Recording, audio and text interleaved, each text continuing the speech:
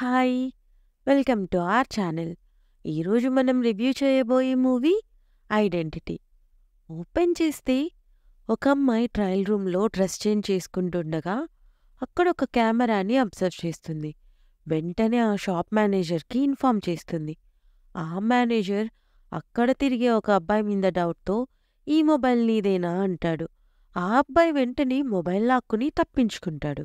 Cut చేస్తే ఆ manager and ఆ అబ్బాయి ఇద్దరూ కలిసి ఆ పని చేస్తారు.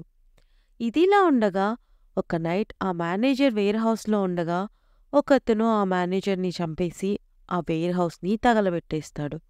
ఆ సీన్ కట్ చేస్తే ఒక పోలీస్ ఆఫీసర్ తనతో పాటు ఒక అమ్మాయిని ఆ వేర్ హౌస్ మర్డర్ విట్నెస్‌గా తీసుకొస్తాడు.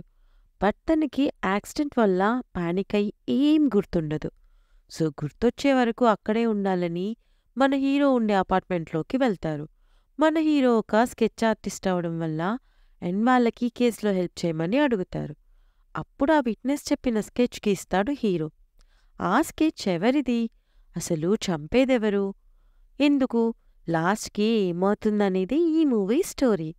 పాజిటివ్స్ అంటే screen play and performances, twist కూడా బాగున్నాయి.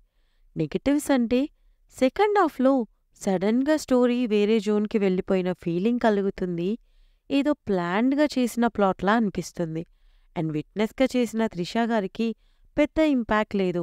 ఇంకొంచెం బాగా రాసుండొచ్చు తన క్యారెక్టర్. ఇదే కాన్సెప్ట్‌తో తెలుగులో కూడా ఒక మంచి మూవీ వచ్చింది. ఓవరాల్‌గా మూవీ ఎలా ఉంది అంటే మంచి థ్రిల్లర్, ఇంట్రెస్టింగ్ పర్ఫార్మెన్స్ ఒక్కసారి చూడొచ్చు.